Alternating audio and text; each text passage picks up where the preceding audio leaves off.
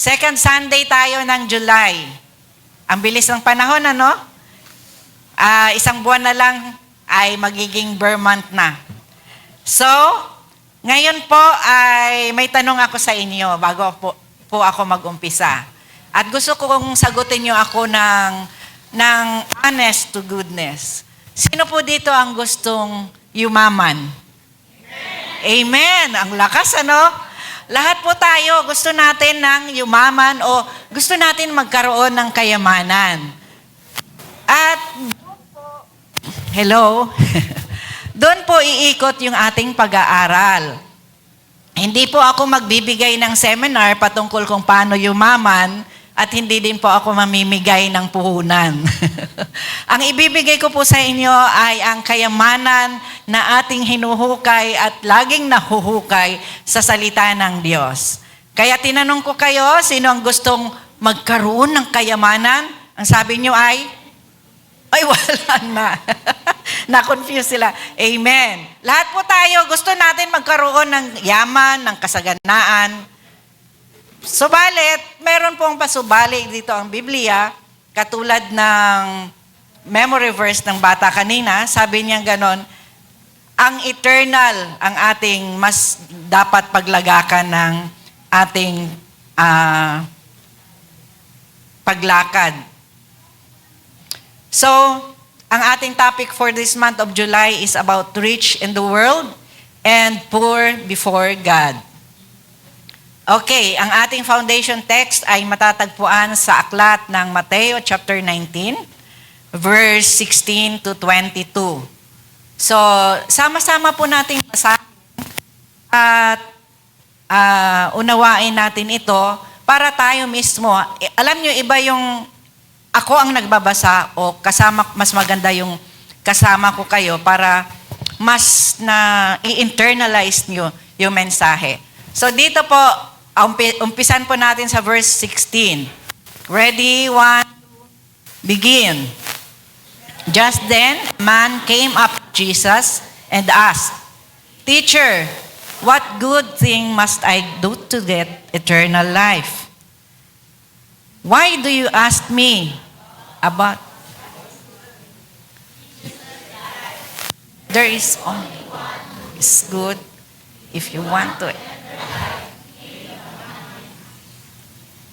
18.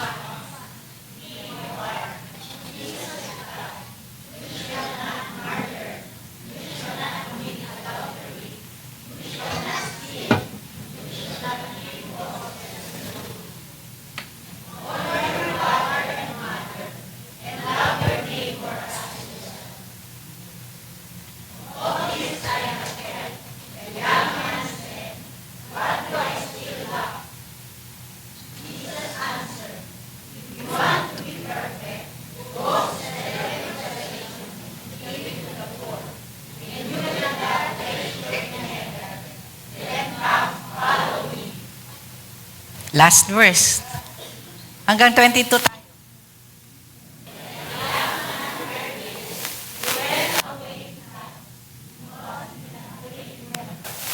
Ganda ng kwento. Naunawaan po ba natin? Amen. So ito naman po yung ating pag-aaral sa umaga pong ito. Hindi gusto ng Panginoon na hindi tayo managana. Actually, ang nais ng Panginoon ng bawat anak niya ay hindi magdarahop bagkos mananagana. So titignan natin, ano ba ang sinasabi ng Biblia? Bakit merong sinasabi na rich in the world, poor before God? So papayag ba tayo ng taga-good news ay rich in the world and yet poor before God? O gusto natin wealthy pa rin tayo sa harapan ng Panginoon?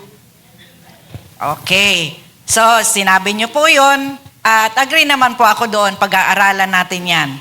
Okay, so mag-umpisa na po tayo at ang ating pong title sa umaga pong ito ay pinamagatang When Wealth Becomes an Idol. Kapag ang kayamanan ay naging idol. Ano ba ang idol? Wow, Lodi! Lodi. Pag sinabing idol, yun yung ating hinahangaan, ano pa ba? Yung Di ba maraming mga fans na pag sobrang na-idolize nila yung kanilang pinakagustong artista or atleta or mga bagay, pag nakikita nila, di ba, umiiyak sila, hindi nila ma-contain yung kanilang emotions, di ba? Manood ka ng concert, yung mga diehard fans, umiiyak. Nung nag-concert yung F4, di ba? Pati mga nanay, umiiyak. Siguro kung ako, fan din noon, baka maiyak na rin ako. Kasi idol, ganun mo sila tinitingala, ganun mo sila itinataas, at ganun mo sila pinapahalagahan. Bakit pinapahalagahan? Tingnan nyo yung mga fanatic, bumili kahit mahal lang ticket. Because they love their idol. Kaya naman tignan natin, ano ba ang sinasabi ng Biblia patungkol sa when wealth becomes an idol? Bigyan ko lang po ng definition ng idol at yan naman po ay sinasabi rin ng maraming kapastoran na ang idol daw po ay hindi lamang ito yung estatwa na niluluhuran natin at nagkukrus tayo noong unang mga nakaraan nating relihiyon. Amen? Hindi ito yung tinitingala natin na nandyan, mga ribulto. Hindi yon. Hindi lamang yon. Kundi, sabi, it is a person or object or thing who is blindly and excessively admired. So ito pala yung idol. Ito pala yung tao, maaring bagay, o maaring anything na naging mas mahalaga sa atin at hinahangaan natin, yung labis nating hinahangaan, they become an idol to us. So ano ang connect nito sa ating pag-aaral sa umaga pong ito? Binigyan ko lang po kayo ng overview patungkol sa isang character trait ng isang fan sa kanyang idol. Na talagang ito, tinitingala mo kung pwede lang talagang kulang na lang sambahin mo, di ba? Pag may idol ka, mahalikan mo na. Parang sabihin mo, pwede na. Hello. So, yun po ay bahagi ng ating pag-aaral na hindi lamang pala tao ang iniidolo, hindi lamang pala yung mga estatwa doon sa malaking simbahan, kundi maging ang mga bagay na binibigyan natin ng halaga higit pa sa ating pakikipag-ugnay sa Panginoon. It is called an idol. At tandaan po natin, sabi ng first two commandments, sabi, love the Lord your God with all your heart. Kumbaga, yung buong puso natin, mahalin natin ang Diyos. At ang second command is, huwag tayong sasamba sa Diyos-Diyosan. Marami sa atin magsasabi, hindi naman namin yun dino-Diyos. Hinahangaan lang namin. Pero alam niyo po, marami at kayo rin mismo makakakita nun. Pag talagang die-hard fan, di ba pag sinabi ng punta tayo dito, sunod kayo. Maraming sunod-sunuran. Dati, nung high school ako, nanood ako ng uso nun yung Regal Babies. Nanood ako ng yung personal appearance nila. Kasi syempre, gusto ko rin makita ng artista. Bagong salta ako noon dito sa Maynila. Alam niyo, pag sinabi sa dami ng tao, pag sinabi ng artista na, ganun tayo, lahat ng tao gumaganon, pag gaganon. Matutumba ka yung sa dami ng parang bumabahang tao. Sabi ko, parang hindi maganda to, mangangamatay tayo dito. Sa totoo lang, nawala ang tsinelas ko. Kamuntik akong umuwi na walang tsinelas. Sa dami ng tao, at never ko yun uulitin. Sa kagustuhan ko lang na makakita ng artista. Pero, nakakaawa naman yung iba na talagang sunod-sunuran sa sasabihin ng kanilang idol. Gusto niyo po ba yun? So dapat wala tayong ibang idol kundi ang ating Panginoon lang. The author ng ating buhay. The giver of life. Amen? Kaya nga sinabi niya, love the Lord with all your heart, with all your mind, with all your strength. At sabi niya, huwag kayong umibig sa Diyos-Diyosan, huwag kayong yumuko, huwag kayong sumamba, sapagkat ako ang mapanibuguing Diyos. Amen. So, dito tayo sa ating introduction, when wealth becomes an idol. Kapag ang kayamanan ay naging idolo na natin. Sabi dito, many people measure success by possessions. Marami daw mga tao sinusukat ang katagumpayan sa pamamagitan ng possessions, yung mga kung anong meron ka. Status, katatayuan sa buhay. Ano pa? And achievements. Kung ano yung iyong naging achievement, naging nagawa, na-accomplish. Yun. Yun yung tinitignan ng mga karamihang tao ngayon. And that is the standard of this world. Yun po yung pamantayan ng mundong ito. Na pag successful ka, nakikita dapat na ang dami mong possessions. Nagmamayari ka ng malalaking, sobrang nananagana ka. Di ba yung status mo sa buhay, kilala ka, at hindi ka basta-basta. Yun po ang standard. And yet, sabi dito sa ating pag-aaral, a person may be rich in this world, maaring ang tao ay maging mayaman sa mundong ito, subalit nananatiling spiritually bankrupt. Anong ibig sabihin nito? Maaring mayaman tayo sa mga material na bagay sa mundong ito, mga kapatid. Subalit ang ating spiritual na ugnayan sa ating Panginoon, pag sinabing bankrupt, tinignan ko po at ang iba-ibang salin ng bankrupt, ito na lang ang pinili ko, bagsak. Bagsak. Pag sinabi kasing bankrupt, bangkarote, wala. Zero. So bagsak ang ating spirituality o ugnayan natin sa Panginoon. Bakit kaya? Aamin ba tayo nito? Ay, oo nga. Kasi dito, yung success ay nasusukat sa possessions, sa ari-arian, sa estado ng buhay, sa mga nagagawa. Paano tayo na wala naman tayong maipapakitang possessions? Diba? Pero ang sabi ng mundong ito, maaring makamtan mo man ang lahat sa mundong ito.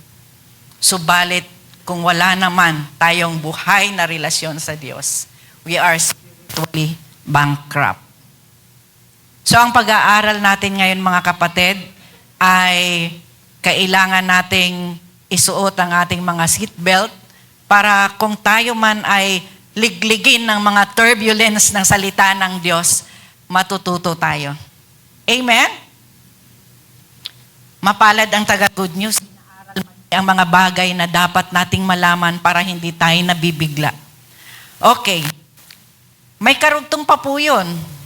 Spiritually bankrupt.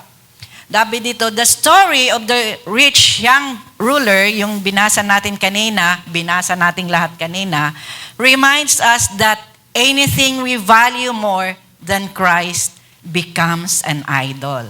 Katulad ng binasa natin kanina, di ba? Yung mayamang binata, lagay na lang natin na binata, ay nagtanong siya sa Panginoon. At doon, nahayag ang kanyang pagkatao noong nag-usap sila ng ating Panginoong Jesus. So, yun po. Kaya naman kapag kayamanan o yaman o kasaganaan ay maging idol na natin, ito po ang ibibigay sa atin. Number 1.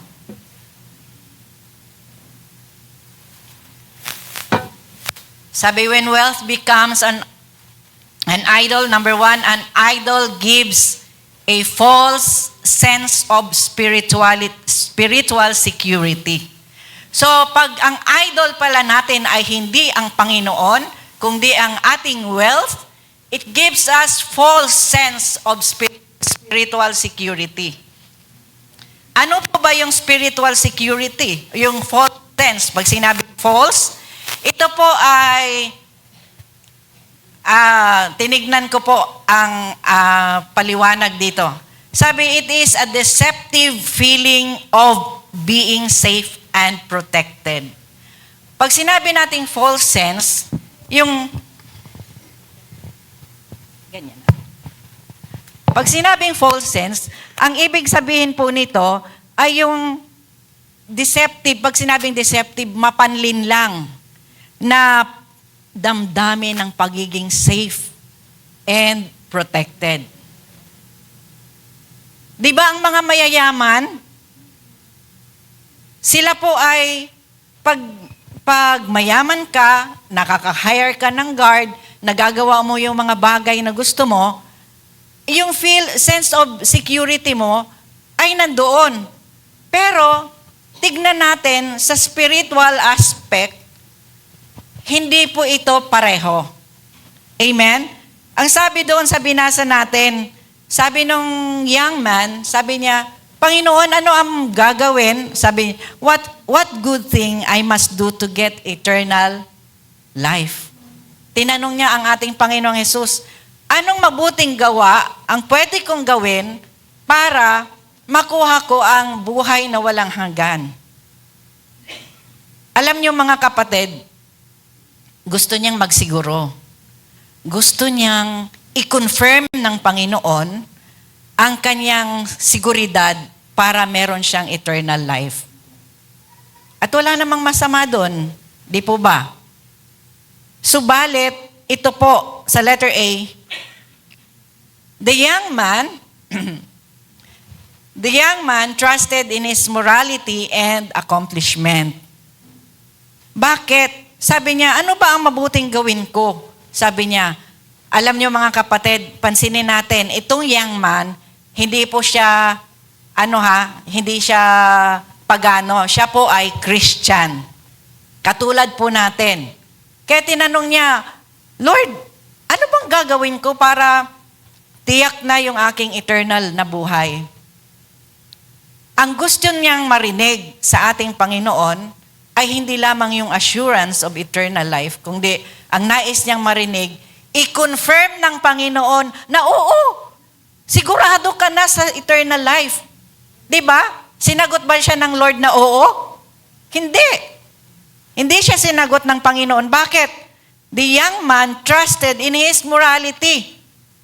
Confident yung mamang ito na sabi niyang ganon, pag sinabi kasi morality, yung kagandahang asal, so tiwala siya na ako mabuting tao at meron naman akong mga accomplishment, ibig sabihin successful naman ako sa buhay, kaya walang dahilan para hindi ako maging tiyak sa aking eternal life.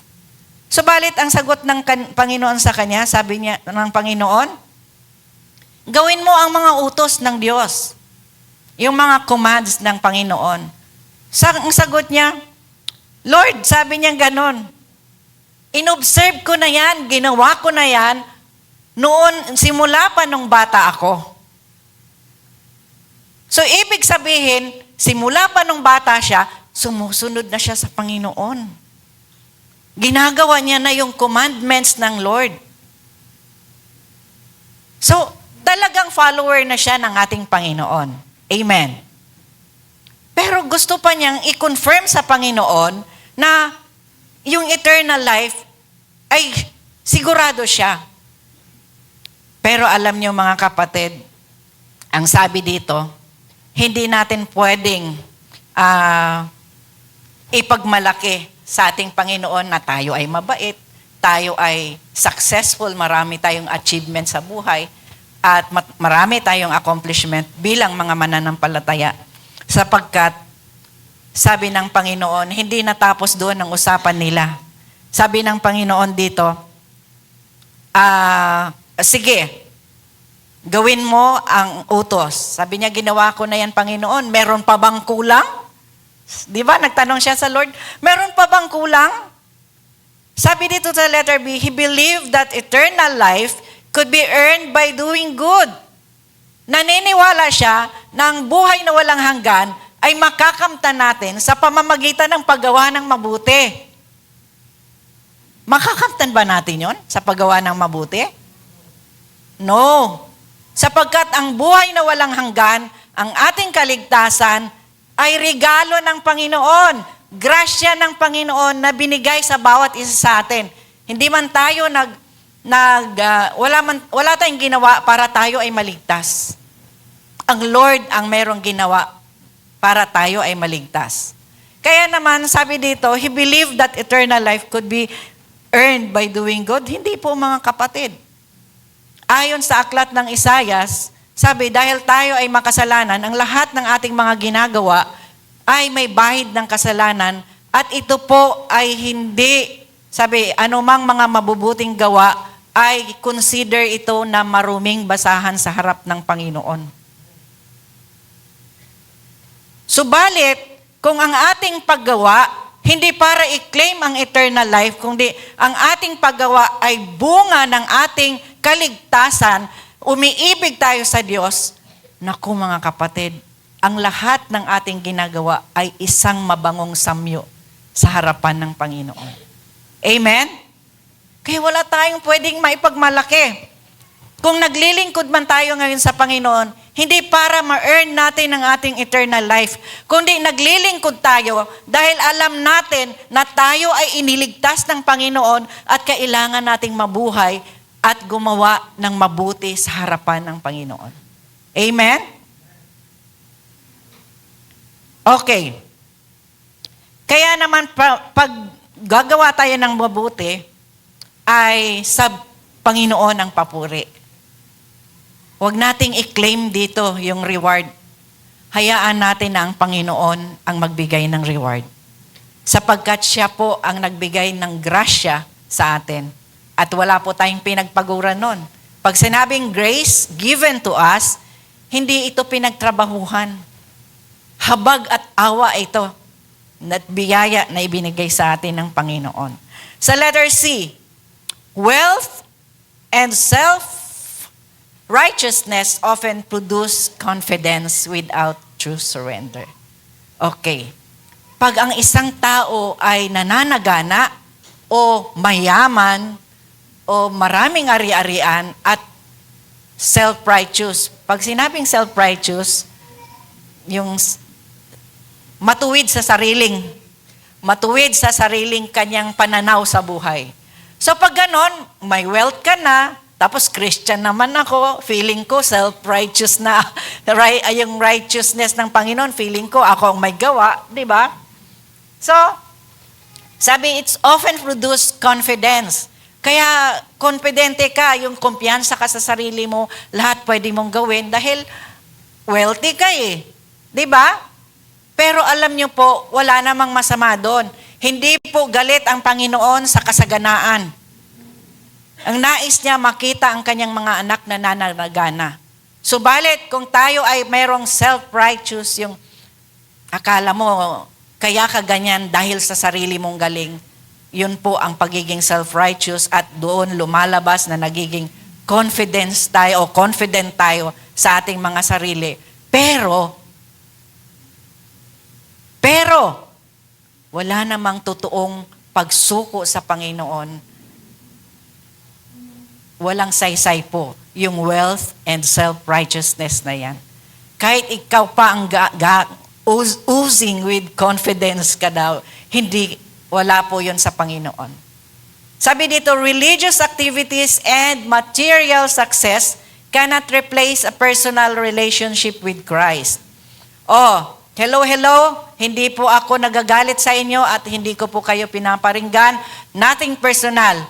Aral ito ng ating Panginoon. Sabi dito, religious activities. Yung mga ginagawa natin para sa Panginoon. Kung ikaw ay laging nandito linggo-linggo, nag-church ka, uma-attend ka ng prayer meeting o midweek service, humahayo ka sa Bible study, kahit hindi ka inuutusan, nagsishare ka ng salita ng Diyos, and that is religious activities, mga kapatid. Pero, kahit ikaw pa ang pinakamasipag na manggagawa ng church na ito, at sabi doon, and material success cannot replace relationship with Christ. Maging ang religious activities natin, maging ang mga bagay na meron tayo, maging yung success, yung ating tagumpay, hindi pwedeng i-replace nito yung ating personal relationship with Christ. Alam nyo, ang tao, nahahayag lang ang kanyang totoong pag-iyak, pagsuko sa Panginoon kung talagang walang-wala na siyang malulusutan. Pero pansinin nyo, ang mga mayayaman, hindi pa nila nararamdaman. Kung tuutusin nga, pag nagbigay sila, yung sobra lang sa kanila. Pero kailan nila nararamdaman o kailan nararamdaman ng isang tao ang pangangailangan niya na kailangan niya pala ang Diyos? Di ba? Pag walang-wala na, pero bigyan mo yan ng isang maleta, hindi niya maalala ang Lord. Di ba?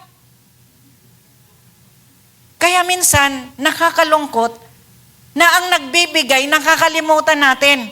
At nilulook forward natin yung mga bagay na ibinibigay niya. Kaya naman, pag binigay na sa atin, akin na to. Napakahirap ng pakawalan. At sabi doon sa ating introduction, kung ano mang mga bagay na nagiging mas mahalaga sa atin, nagiging idol natin ito. At yun po ay ayaw ng Panginoon. Ayaw niya ng may kaagaw. Amen. Kaya naman, tandaan natin mga kapatid, hindi po masama na tayo ay laging nasa church. Yun po ang gustong-gusto ng Panginoon, katulad ng turo ni Pastora kahapon. Never neglect. Yung mga gawain, dapat sama-sama tayong nandirito para bigyan ng kapurihan ng ating Panginoon. At huwag din kayong mapagod sa paghayo. Kahit umuulan, ang mga BS leaders natin, mga humahayo, talagang ang sisipag. Believe ako doon. Di ba? Pero huwag nating kalimutan na ang lahat ng ito ay ginagawa natin sapagkat meron tayong pinag-aalayan ng ating mga paggawa. Hindi ang ating mga sarili, hindi si Pastora, kundi ang Panginoon na tumawag sa bawat isa sa atin. Amen? Praise God. Kaya saludo sa mga masisipag na mga manggagawa. I believe na alam nyo ang inyong mga ginagawa ay para sa Panginoon at ang assurance naman nun ay hindi yun nakakaligtas sa paningin ng Lord. Amen. Kaya po, yun po ang abiso o paalala sa atin na kapag ang kayamanan ay naging idol natin, ito po ay nagbibigay ng false sense of spiritual security. False, hindi totoo. Illusion lang yon. Dahil ang idol ang ating nagiging sandigan. Kaya mapagbantay po tayo dapat na ito bang aking ginagawa, yung aking bang sense of security ay talagang sa Panginoon o dahil lang sa mga bagay na ipinagkatiwala ng Panginoon. Amen. Oh, hindi na kayo sumasagot.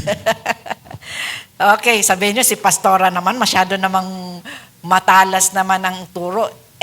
Ganun po talaga eh. Habang inaaral ko to, natatamaan din po ako dito eh. Di ba? So pare-pareho tayong matuto para sa ikabubuti ng ating pagkikipag-ugnay sa Panginoon. Number 2, sabi, when wealth becomes an idol, it reveals what we love most. Kung ang yaman, ang ating nagiging idolo, ipinapakita nito pag sinabing reveal, ipinapahayag, nilalantad nito kung ano ang ating minamahal. Kung ano ang pinakamahalaga sa atin. Katulad ng inaral natin kanina, doon sa young man, di ba? Sabi ng Panginoon, go and sell. Lumakad ka. Sabi niya, ano pa ba ang kulang, Lord? Lahat yan, ginagawa ko pa simula nung bata pa ako. Ngayon, sabi niya ganun, ano pa ba ang kulang? Ang sabi ng Panginoon, gusto mo malaman yung kulang, ha? O sige, lumakad ka, ibenta mo ang iyong ari-arian at ipamigay mo sa mga mahihirap. Ano ang sagot ng tao? Madali bang gawin yon? Kung halimbawa ikaw, meron kang ngayong ano bang pinakamagandang sasakyan ngayon? Pangalanan nyo na lahat ng magaganda sa tingin nyo. Pag meron kayo niyan at sinabi ng Panginoon, gusto mong sumunod sa akin, benta mo yan at sumunod ka sa akin. Kaya ba? Pag-iisipan, tama naman, naging totoo lang siya. Naging totoo lang siya. Di ba? Pag-iisipan.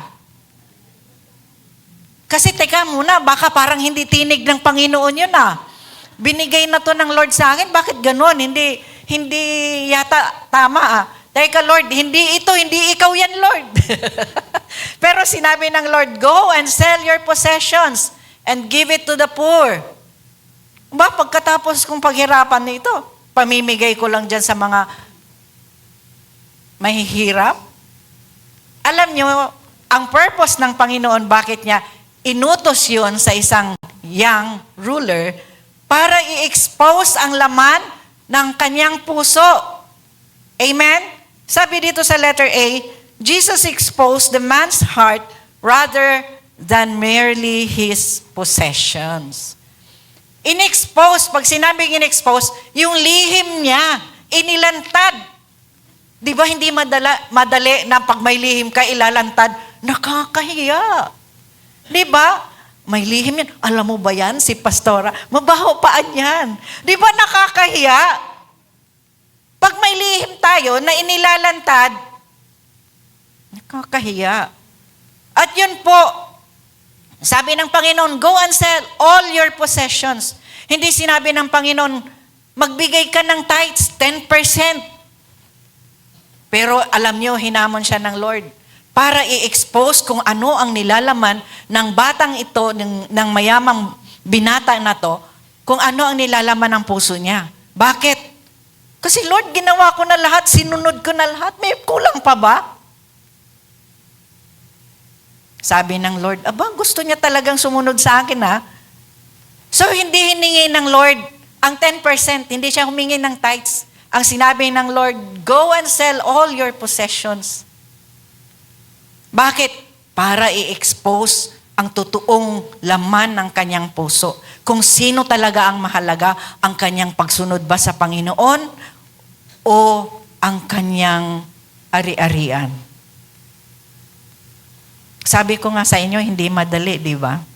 Tithes nga lang, hindi natin mapakawalan 10%, paano pa kung lahat ng possession siningi ng Lord?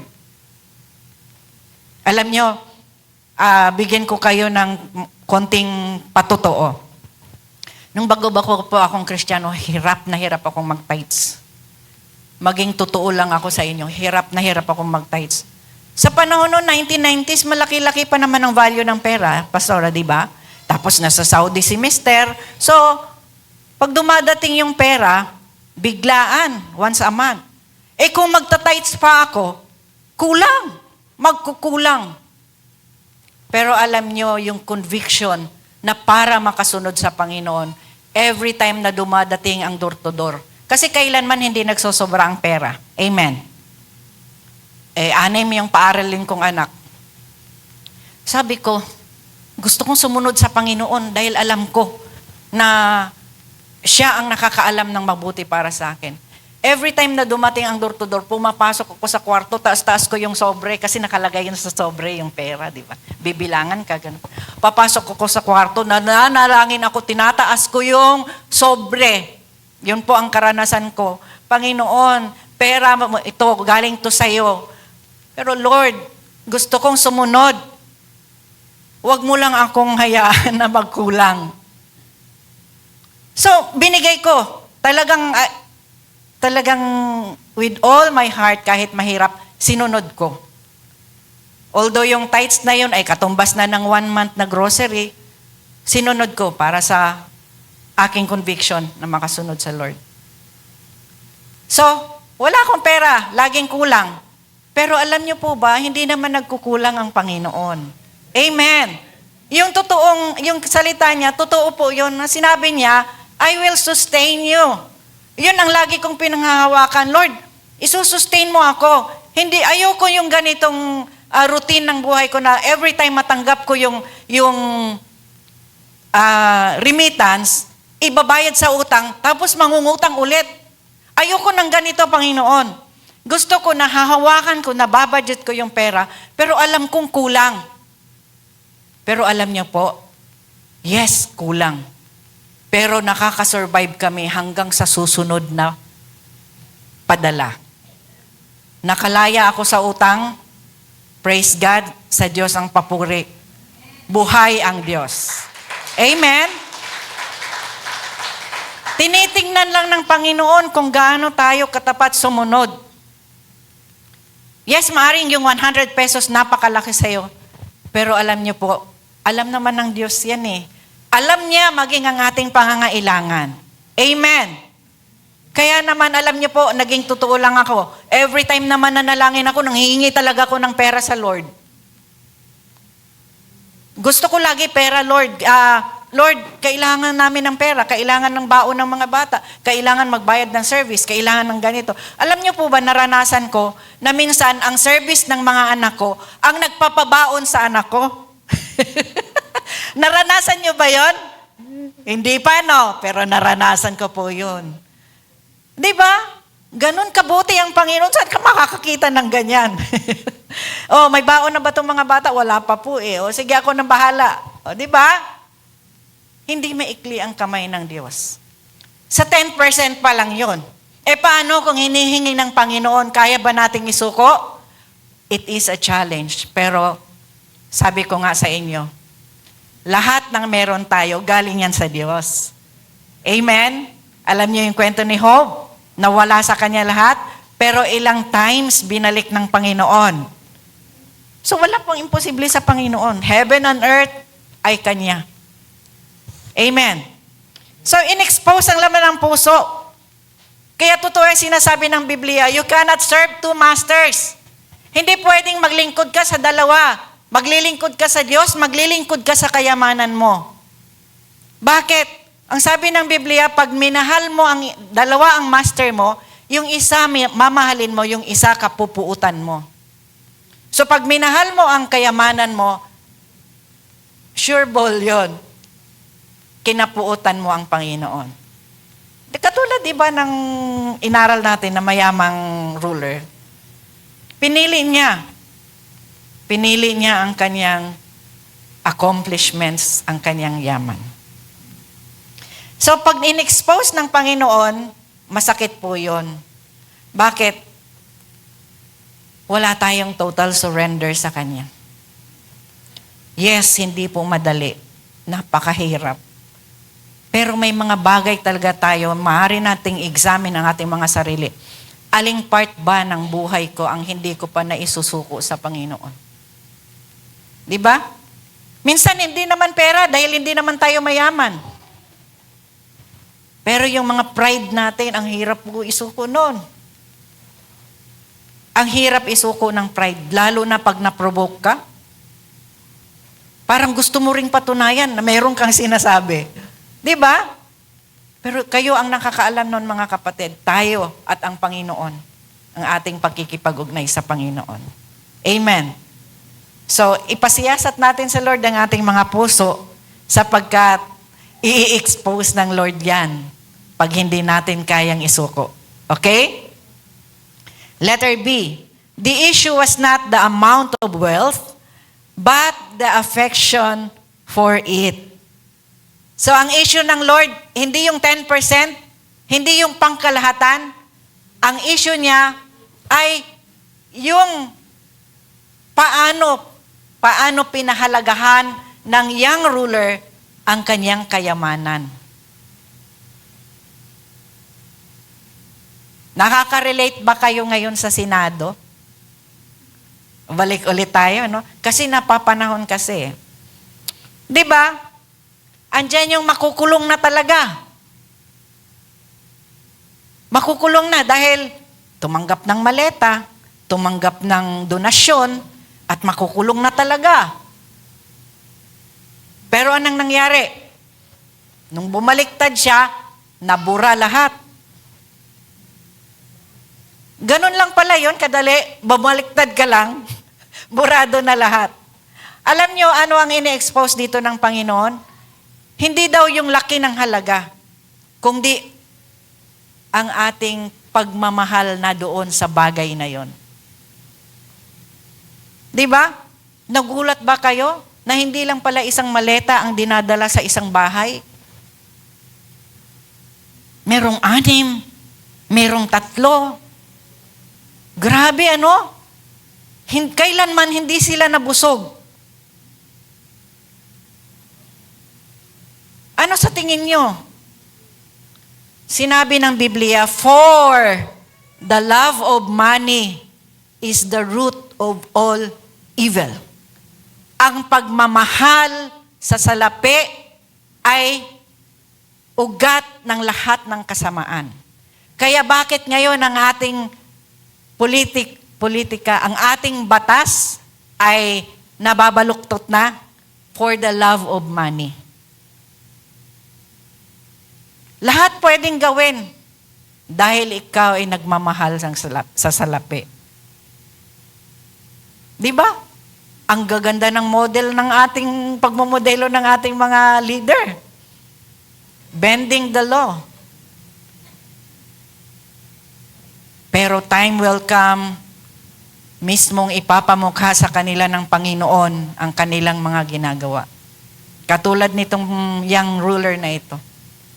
At sa testamento, sa accounts ng Bible, ang daming ni-reveal ng Lord sa pamamagitan ng pag-reveal ng laman ng puso. Isa na dun si David. Di ba?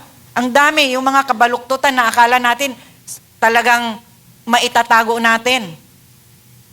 Di ba si David, nangalunya siya. Nagka-interest siya doon sa babae na asawa ng iba. Anong ginawa niya? Talagang nakuha niya ang kanyang gusto. Pero nung in-expose ng Panginoon, iyak siya sa Lord. Sabi niya, restore unto me the joy of thy salvation. Bakit? Nawala ang kagalakan.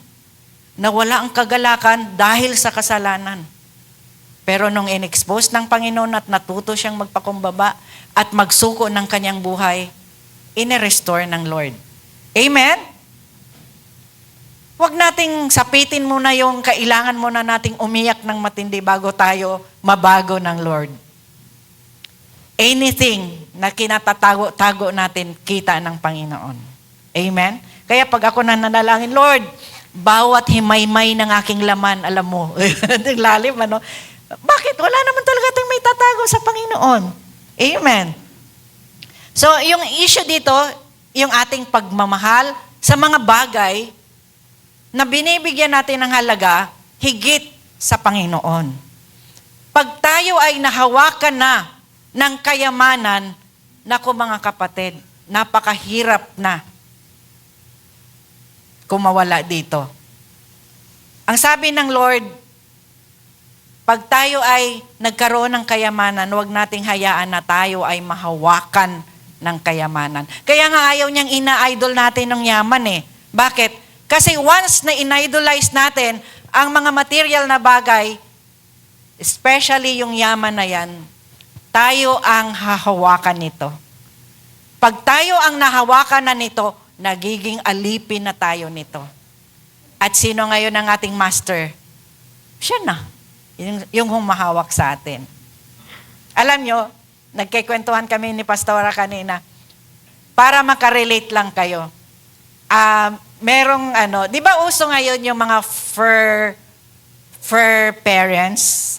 Yung mga nag-aalaga ng mga magagandang aso, katulad nila sis. Wala pong masama doon. Di ba ang cute naman talaga ng aso? Pero kung yung aso na yun ay magiging dahilan, kasi baliktad na yung mundo ngayon eh. Yung aso na ang binabantay. Ang aso na, kaya hindi makapag-church, walang maiwan sa aso. Mabuti na lang sila sis, dinala nila yung aso nila. Magiging Christian yung aso niyo. Alam nyo, natatawa ako, maalala ko dati, yung balae ko, si Pastora Dayan, sa inis niya doon sa aso nila, hindi ko alam kung nilason niya o pinakawalan niya. Ano bang ginawa mo doon, balae? Nilason mo ba? Pinawakawalan mo? Niligaw mo? Pagdating ng asawa niya, sabi ng asawa niya, nasaan yung aso? Hindi niya masabi na niligaw niya. Inamin mo ba? Hindi niya inamin.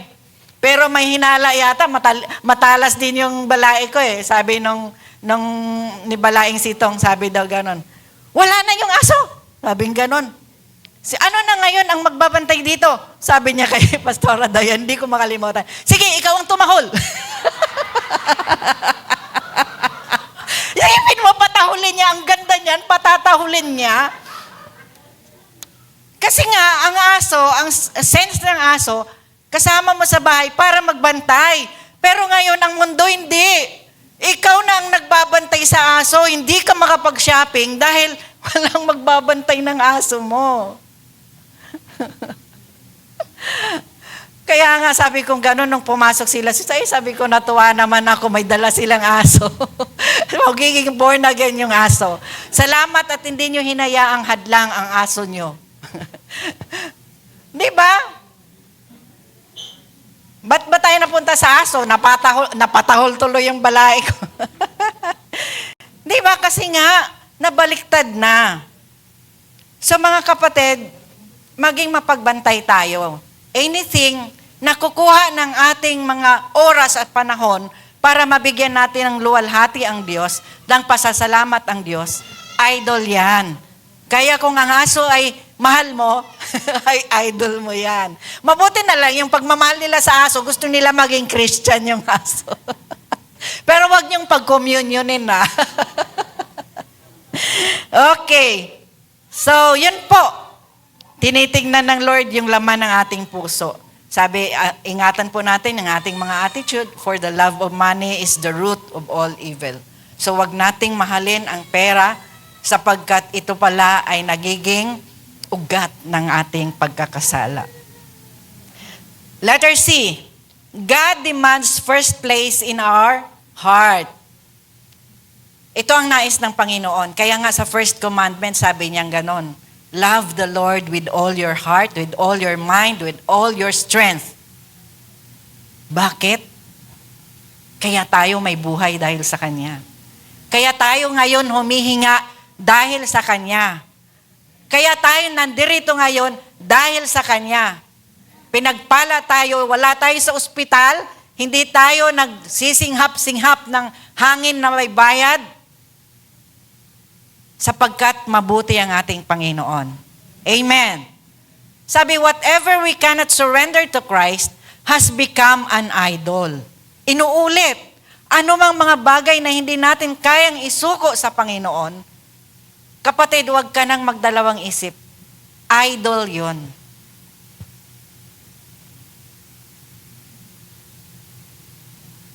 Sabi ng Panginoon, huwag kayong gagawa ng mga imahe o mga bagay na inyong sasambahin. Lord, hindi ko naman sinasamba.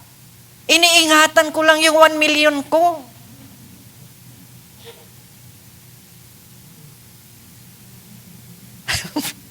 Nangiti sila, baka mangutang kayo sa akin, wala. Ano lang yun? Di ba? So anything, maging ang ating pride, ang ating mga kung ano nasa puso natin. Alam nyo kasi bakit nauulit ko yung pride? Pag ang tao mayaman, nagiging mayabang. Di ba? Pansinin nyo, kung dati kang mahirap at bigla kang yumaman, nag-iiba ang ugali mo. Tama ba?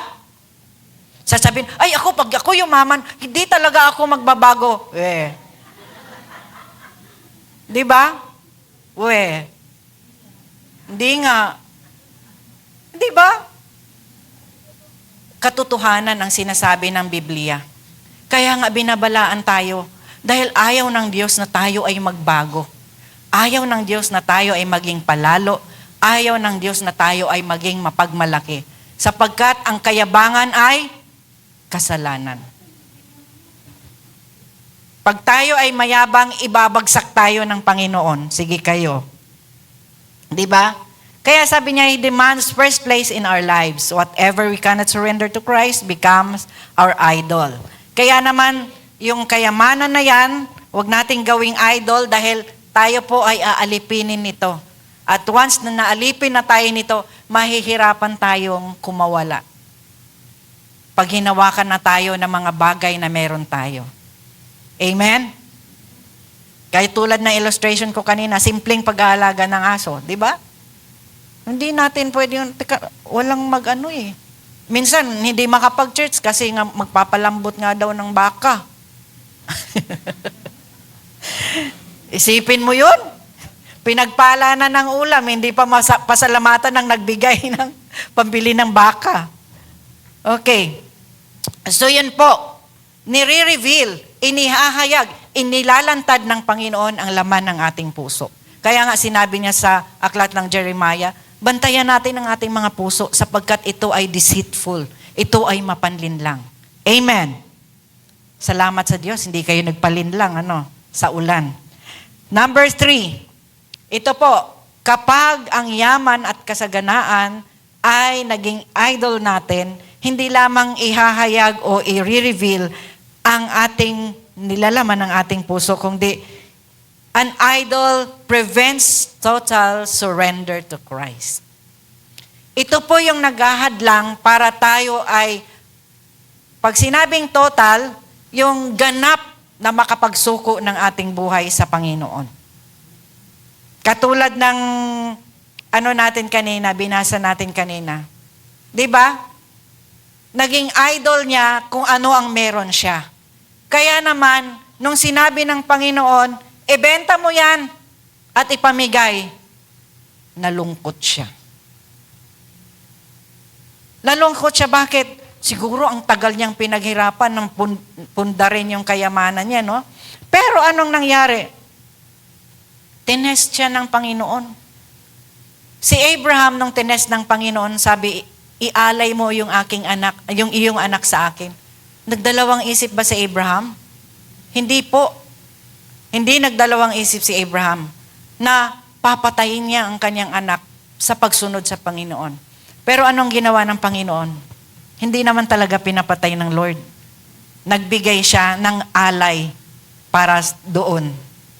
At hindi natuloy. Pero na-prove niya ang pananampalataya at pagsunod ni Abraham. Kaya naman sabi dito, kung ang idol ay pumipigil para tayo ay makasurrender o totally surrender sa Panginoon, sabi doon, itong mayamang ito, pinili niya ang kanyang yaman. Sabi, he wanted eternal life without giving up his idol. Gusto niya ng buhay na walang hanggan. Gusto niya ng confirmation na talagang, oo anak, yung kaligtasan mo ay tiyak na tiyak. Ang buhay na walang hanggan ay tiyak na tiyak. Subalit may mga bagay na hindi niya kayang isuko. Gusto niya dalawa. At uso yan ngayon sa mga Kristiyano. Sabihin, yung relasyon natin sa Panginoon, ano lang yan, balanse lang dapat. Balanse. Hindi po. Ang gusto ng Panginoon, mamili tayo. Ayaw niya ng balanse. Sabi nga niya sa Biblia, let your yes be yes and no be no. For anything in between, kay Satanas yun. Kaya wag tayong magpa-balance-balance. Dapat, kung sa Panginoon, manghawakan tayo sa Panginoon. Bakit? Ang Panginoon, hindi tayo aalipinin. Ang Panginoon, ang nais niya, bigyan tayo ng kasaganaan. Pero alam niyo po, ang kayamanan gusto tayong alipinin. Pero tandaan natin mga kapatid, ang lahat ng bagay na ito ay pansamantala lang. Kahit ikaw pang may pinakamalaking bank account, pansamantala lang yan. Hanggang dito lang yan sa lupa. Kasi kung yaman ang pagsusukatan ng ating kaligtasan, yaman ang makakapagliligtas sa atin, dapat si Marcos. Hindi na siya namatay dahil sa yaman, nuknukan ng yaman. Di ba? Pero wala namang nagawa ang mga pera nila eh. Alam niyo sino ang nakakatulog ng mas mahimbing? Yung walang pera. Pero yung mga may pera, kailangan mo nang uminom ng tranquilizer para matulog. Siguro dalawa iniisip nila na baka mawala ang pera nila or baka, saan kaya ako magsha-shopping bukas? Kaya hindi sila matulog. Pero tayong mga ordinaryong tao, di ba? Masandal lang tulog. Amen? Sino dito hindi natutulog? Wala. Si Brother Nick, natutulog ka na ngayon. Okay. O, di ba? Yun po ang nais ng Panginoon sa atin. Ayaw niya na gusto natin ng eternal life, pero hindi naman natin kayang i-give up yung mga bagay na mas mahalaga sa atin. Ibig sabihin, may kaagaw ang Lord. Kaya dalawa ang master natin. Pero tandaan natin, ayaw ng Panginoon ng dalawa. Gusto niya siya above all things. Amen. Letter B, he chose temporary riches over eternal treasure. Itong mayaman na ito na binatang mayaman, pinili niya ang temporary riches. Yung temporary, pag sinabing temporary, pansamantala lang. Di ba minsan may pera ka ngayon, bukas wala naman. Ganyan, temporary. Ngayon, kung talagang napakarami mo, mali-malit ang pera yan, hindi mo yan madadala sa hukay mo. Amen. Temporary pa rin ang tawag doon. Pero pag sinabing eternal, walang hanggan. Di ba? Kaya nga sinasabi ng Biblia, huwag kayong mag-impok ng mga kayamanan dito sa lupa, sapagkat kinakain lang yan ng mga tanga at mga, ipis? Mga maninira, mga anay, sinisira lang yan. Pero ano pa ang mas mahalaga? Yung mag-impok tayo ng kayamanan doon sa langit. Bakit? Sapagkat doon hindi nasisira. Para pag-uwi natin doon, mayaman tayo. Amen. Yun po. Kaya dapat matuto tayong balansehin ang ating dapat matuto tayong pumili ng tama. Temporary over eternal. Sapagkat ang temporary, mabuhay ka man ng 150 years old, it's still temporary. Pero ang buhay na walang hanggan ay walang hanggan yon kasama ng ating Panginoon. Okay? Letter C, his sorrow revealed the conflict between loving God and loving wealth. Ito na, hinahayag na ng Panginoon na ang kalungkutan ng taong ito, sabi doon, ay nagre-reveal, nagpapakita ng pag sinabing conflict, parang tunggalian ba? Tunggalian? Yung naglalaban ang pagmamahal niya sa Diyos at pagmamahal niya sa salapi. So, hindi pwedeng pareho. Dapat mamili tayo. Sabi, many walk away from Christ not because they lack evidence. Maraming lumalakad palayo sa Panginoon, hindi dahil sila ay kulang sa mga ebidensya ng kabutihan ng Panginoon, subalit because they refuse to surrender. Tumatanggi silang isuko lahat sa Panginoon. Yung mga bagay na minamahal nila ng higit sa Panginoon. Amen.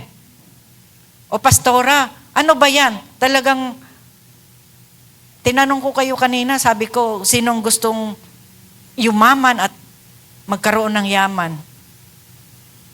Lahat naman tayo, amen. Pero sige, basahin pa natin. Sabi doon, yung value na pinapahalagaan natin ay nagpapakita na nandoon ang ating pagmamahal. Kaya itong mama na to, itong young ruler na ito, ay ni-reveal ng Panginoon ang lahat-lahat. Alam niyo, ang gustong i-prove ng Panginoon, yung kanyang pagiging greed. Ano bang greed? Ganid. Ano pa bang ibang Tagalog ng greed? Sakim sa pera. Siguro naman wala man namang sakim sa pera dito, ano? Kaya yung mga sumusobra-sobra dyan, ipamigay nyo na. Naghihintay lang yung mga kinukulang-kulang. Di ba? So praise God. Dahil alam nyo itong good news, ay hindi tayo pinipreach para laging i-bless ng mga, hindi tayo laging nagpipreach ng blessing sapagkat kailangan natin ma-feed ng mga bagay na mapaalalahanan tayo. Sapagkat itong mga bagay na nagpapaalala sa atin, ito yung mga bagay na nagpapatibay sa atin sa ating pagsunod sa Panginoon. Sa ating conclusion, basahin nga natin. Sabi, the tragedy of the rich young ruler was not that he possessed great wealth. Ang kapahamakan na inabot nitong mamang ito, itong young ruler na ito, ay hindi dahil siya ay mayaman. Hindi dahil siya ay nag-possess ng wealth, kundi siya ang pinoses ng wealth. Amen. Amen. Diba? Nakakita na kayo ng taong na-possess? Out of control. Hindi niya alam ang kanyang ginagawa. Ganyan ang nangyari sa taong yan. Pinili niya higit ang kayamanan dahil yun na ang humahawak sa kanya. Enslaved na siya doon sa yaman. Amen? So sabi dito, God, may karugtong pa yan. Sabi, God does not condemn riches. Hindi kinukondena ng Panginoon ang yaman o kayamanan. Kung meron kayong yaman ngayon, hindi kinukondem ng Panginoon yan. He condemns anything that replaces Him as our Lord and Savior, o yung as Lord of our lives. Kailan siya nagko-condemn? Kung yung mga bagay na meron ka na ibinigay ng Panginoon ay nagre-replace o pumapalit sa kanyang pwesto bilang ating Panginoon sa buhay natin. So, sino ang pinapanginoon natin? Ang Diyos? Si Jesus ba? O yung mga bagay na ibinigay sa Kanya? Amen? Sabi dito, it is not wrong to own wealth. So, hindi mali na meron tayong kayamanan o magkaroon tayo ng kayamanan. It is not wrong when wealth, it is wrong. Nagiging mali lang kung ang wealth ay tayo na ang inaari. Naunawaan po natin. Kaya yung ang pera ay neutral. Huwag nating mahalin. Wala po yan damdamin, pero marunong yan mangalipin. Amen? Sabi, merong tanong dito. Let us ask ourselves, number 1, what occupies my heart more than Christ? Ano ba ang sumasakop sa ating puso higit sa Panginoon? Minsan hindi natin napapansin. Pero once na ni-reveal ng Lord, saka lang natin nauunawaan. Number 2, is there anything I would refuse to surrender if Christ asked me? Napakahirap, ano? Pag meron bang hiningi ang Panginoon na isuko mo sa Kanya, kaya ba natin? O tatanggi tayo? O pag-iisipan mo na? Diba? Kayo po ang makakasagot niyan. Tayo. Sapagkat ang ating relasyon sa Panginoon ay personal. Amen. Number 3, am I storing up treasure on earth while remaining poor before God? Ako ba ay nag-iimpok ng kayamanan dito sa lupa habang nananatiling pulubi, mahirap sa harap ng Lord, sa harap ng Panginoon? Di ba? Tanong yan na dapat nating sagutin sa ating mga sarili, sa ating pakikipag-ugnay sa Panginoon. Alam nyo, kung ang mga bagay na mga material na bagay ay ating binibigyan ng higit na pagpapahalaga, kaysa ating relasyon sa Panginoon. Mga kapatid, ang ating buhay ay hindi magiging masaya. Alam niyo bakit? Lahat yan temporary. At hindi yan garantiya na ang lahat ng yan ang ibibigay sa atin ay kabutihan. Amen. May mga bagay pa nga na nagiging dahilan para tayo ay mapahamak dahil sa mga bagay na yan. Amen? Subalit ang ating relasyon sa Panginoon, pag intact, pag talagang matibay ang ating relasyon sa Panginoon, alam niyo mga kapatid, ang kapayapaan, sabi, ang di malirip na kapayapaan, ang siyang ipaparana sa atin ng Lord. Amen? Sabi ko nga, dito po ako magtatapos sa isang patutuo. Patutuo na naman, ano? Alam niyo, maging totoo nga ako sa inyo, na talagang dumaan ako sa matinding paghihirap sa buhay, sa kakulangan sa pera. And every time I pray, sinasabi ko, Lord, kailangan ko ng pera. Pero ginagawa ko yung part ko, pero hindi ko yun sinusumbat dahil ako during that time, talagang mainit ang aking paniniwala, pananampalataya at pagmamahal sa Lord. Talagang andoon yung aking pagsuko. Every time na magpe-pray ako, laging pera ang issue sa akin. Alam niyo po, hindi nagpapabaya ang Lord. Humihingi ako ng pera. Ang linaw ng impression sa akin ng Lord nung naghihingi ako. Kasi enrollment nga, di ba? Sabi ko, Lord, wala akong pera. Tulungan mo naman ako. So, yung time na yon, yung isa kong anak nag-aaral sa TIP, at alam nyo naman sa TIP, private din naman yun, mahal din ang bayad. Yung isa sa FEU. Nag-pray ako ng nag-pray. Talagang nandoon yung aking pagsusumamo, pagsuko sa Panginoon, na talagang siya lang ang may magagawa. Nag-pray ako. Hindi ito para ipatutuo ko, para ipangalandakan at ipagmalaki sa inyo. Nag-pray ako, sabi ko, Lord, loobin mo lang na makalipat yung anak ko ng school para mas mura-mura. So, true enough, sinagot ako ng Panginoon, nag-UP yung dalawang bata. Kasi ang tuition fee sa FEU is 40,000 plus isang semester. Samantalang sa UP is 7,000 lang isang semester. Nag-pray ako. Eto na, natanggap na. Natanggap na, wala naman akong pera. Wala akong perang pampa-enroll. Umiiyak ako sa Panginoon, humihingi ako, financial. Kasi specific daw financial. Humingi ako. Alam niyo ba, sabi ng Panginoon, anak, sinagot na kita, higit pa sa hinihingi mo. Parang wala naman. Higit pa sa hinihingi mo. Sabi ko, Lord, saan? Hindi ko alam. Sabi ng Panginoon, di ba hiningi mo na makalipat? Oh, nakalipat. Sabing ganun. At hindi lahat ng mga tao na nagustong pumasok sa school na yan ay nakakapasok.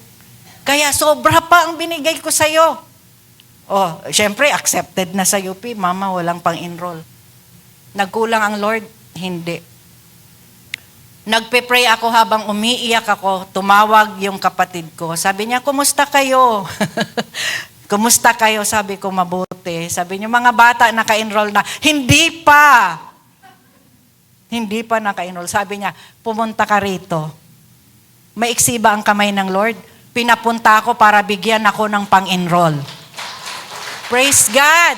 Ipalakpak ng malakas. Dahil ang Diyos ko ay Diyos niyo rin. Amen?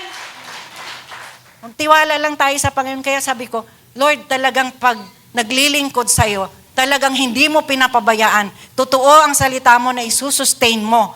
At nadagdagan pa kahapon nung nagtuturo si Pastora dito sa training. Nasabi niya, merong sumagot ng kanyang pustiso. Praise God! Kita ng Lord ang pangangailangan ng kanyang mga anak. Amen! Natawa kayo, ano? Narinig ko yun, Pastora. Narinig ko yun. Hindi ko naman yun tinatanong kung sino. Pero, may imposible ba sa Diyos? Hindi naman siya nanghingi ng pampapustiso, di ba? Ako, nag-pray ako, hindi naman ako nanghingi ng pang-enroll, di ba? Nanghingi ako sa Lord, pero hindi ako nanghingi sa tao. Pero ang kagandahan dito, alam ng Panginoon ang ating pangangailangan. It's just a matter of total surrender na, Lord, hindi ko kaya. Para i-prove ng Panginoon na siya ang makapangyarihang Diyos. Amen. Ngayon, nasa inyo ang pagpili. Kung sino ang inyong idol. Siyempre, ikaw yon, Lord. Praise God. Marami pong salamat, sa Diyos ang papuri. Amen. Praise God. Lord, marami pong salamat sa iyo, Panginoon, ang mataas na papuri, luwalhati, Panginoon, sa pangalan ni Jesus. Amen.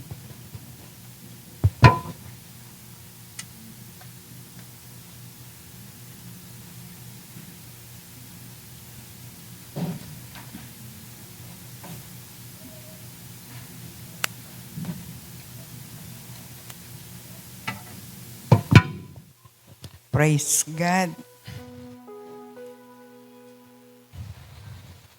Napagpala po ba tayo sa mensahe ngayon?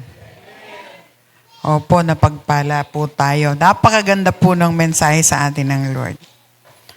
Ayan, habang nagbibigay po yung ating mga kapatid ng kanilang tithes and offering,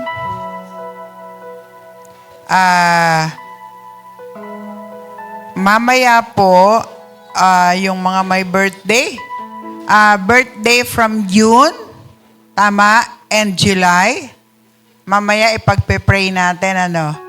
Sino yung mga may birthday ng June at July? Hindi na. Ay, nako. Ayan.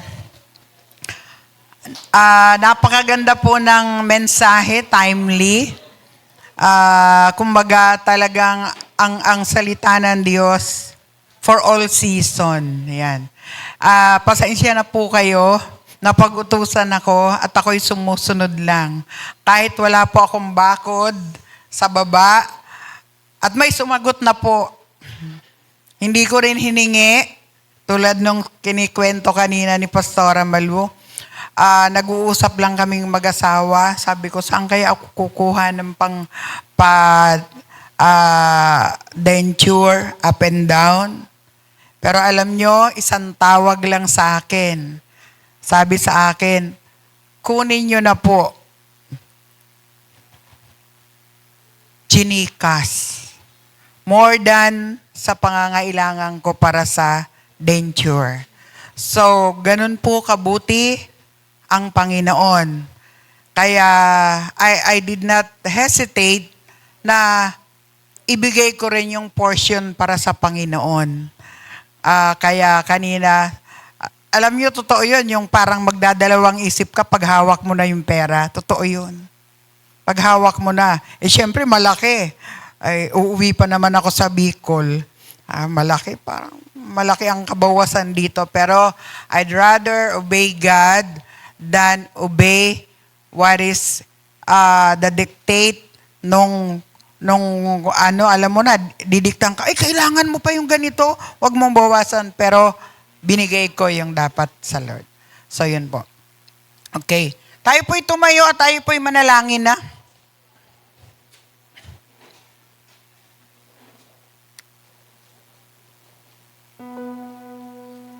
Mga 1 month pong ganito ako, pero I rather obey God kahit na wala akong denture sa baba, makasunod din lang dahil inutusan ako. Tayo po'y manalangin. Aming Diyos na makapangyarihan sa lahat, marami pong salamat sa napakagandang mensahe na hinatid sa amin ng aming tagapagsalita ngayon na si Pastora Malu. Ang hiling namin, O Diyos, pagpalain mo siya sa kanyang buhay, paglilingkod, na lalo mo siyang i-anoint sa kanyang paghahatid ng iyong banal na salita, at gayon din bigyan mo siya ng patuloy na kalakasan upang hindi siya mahadlangan sa kanyang paglilingkod sa iyo, maging ang kanyang pamilya, buong pamilya, Panginoon, ingatan at pagpalain mo upang, O Diyos, sila po ay magkaroon din ng buhay na paglilingkod sa iyo, at sama-sama po silang makapag-alay ng mga papuri at pasasalamat sa iyo. Panginoon, ikaw po ang manguna sa buhay ni Pastora Malu.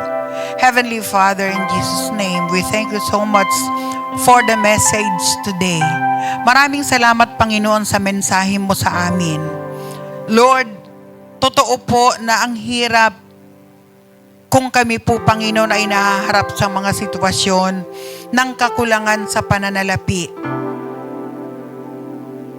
Napakahirap pong kumilos kung kami po ay salat sa pera. Ngunit meron din pong danger kung kami ay napagpala na. Kaya maraming salamat sa iyong salita na winawarningan mo kami ngayon pa lamang upang kung kami ay pagpalain mo ng lubos, huwag maging idol namin ang mga bagay na ibibigay mo sa amin. Huwag kami ang maging alipin ng mga bagay na provision mo sa bawat isa sa amin. Bagkus, Panginoon, kami ang humawak sa mga bagay na ibinibigay mo sa amin, lalong-lalo na sa mga kayamanan o sa salapi o anumang bagay, Panginoon, na may tuturing namin na kayamanan sa mundong ito, O Diyos. Lord, tulungan mo kami na ikaw ang maging idol namin. Tulungan mo kami na ikaw pa rin ang maging priority namin. Ikaw pa rin ang pangunahin sa amin. Pagkat minsan, Lord, kami ay nadadala, nalulula sa mga pagpapala. Nabibigla kami, Panginoon, sa mga provision mo na nakakalimutan namin, O Diyos, na lahat ng bagay na meron kami, maging ang aming lakas, ang aming katalinuhan, ang aming mga kaalaman, ang aming magandang kalusugan ay nagmumula sa iyo, na hindi namin dapat ipagpalit sa kung anumang meron kami. Ang aming pagsamba, ang aming relationship sa iyo ay magpatuloy dapat, Panginoon, na sa iyo lamang maibibigay, sa iyo lamang namin pahahawakan, at hindi kami ang pahawak sa pera, sa salapi, sa tagumpay ng mundong ito. Lord, everything that we have today comes from you. And this is your blessing.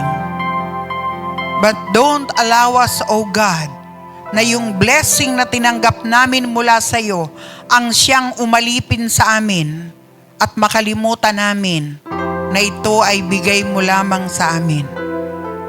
Lord, ikaw ang may hawak ng aming hininga. Kaya wag mong hayaan, Lord, na makalimutan namin ito at may pagpalit namin ang aming relationship sa iyo sa mga achievement o tagumpay, sa mga nagagawa namin, na kami ay napapapurihan, nalilimutan namin na ikaw ang aming papurihan. Kaya Ama, ngayon pa lamang, Lord, tulungan mo ang bawat isa sa amin na kung meron man kaming hinihiling, ikaw ang aming mapasalamatan pag ito'y tinanggap na namin at hindi kami ang mapuri. Ikaw ang maitaas at hindi kami. Kung kami ay tumatanggap ng mga pagpapala, ng tagumpay, ikaw ang mapapurihan lagi, O Diyos. Dahil wala kaming bagay na tinanggap na hindi nagmula sa iyo. Bagamat pinagtatrabahuhan namin, Panginoon, bagamat pinaghihirapan namin ang mga bagay-bagay, ang mga tagumpay, posisyon, ari-arian, at pag-angat sa buhay, subalit kung wala ang bigay mong lakas at talino, karunungan, wala po kami nito. Kaya Lord, nagpapasalamat po kami sa paalaala na ito ng iyong mga salita. Lord, alam mo ang bawat kalalagayan ng bawat isa. Panginoon, kung kami man ngayon ay may kasalatan sa pananalapi o anuman sa aming buhay, Lord, we pray, ikaw po ang patuloy na magsustine sa bawat isa. Anuman ang pangangailangan, Lord God, ng iyong mga anak, wala pong naililihim, wala pong naitatago sa iyo. Lahat ay nakikita mo, O Diyos. Kaya naman, Panginoon, ikaw po ang magbigay ng pangangailangan ng iyong mga anak. Kung ito man ay sa pananalapi, Lord, ikaw po ang magbigay, magbuhos ng pagpapalang ito sa iyong mga anak. Kung kailangan ng hanap buhay o trabaho, Lord God, ikaw po, O Diyos, ang gumawa ng kaparaanan para sa iyong mga anak na wala pong hanap buhay o walang pinagkakakitaan. Kung meron mang karamdaman o sakit, O Diyos, Lord, you are our great physician. Ikaw ang dakila naming manggagamot, Panginoon, and nothing is impossible to you, O God. For those who truly believe, trust in you, Lord God. Sabi mo, hindi mo pababayaan at hindi mo pagkukulangin. Panginoon, ito po ang pinanghahawakan ng bawat isa sa amin. We trust you, Lord, according to your word, according to your promises. Kaya naman, Panginoon, tulungan mo ang iyong mga anak, tulungan mo kami na manghawakan sa iyong mga salita, sa iyong mga pangako, na kahit na minsan na didelay, Lord, help us to wait patiently.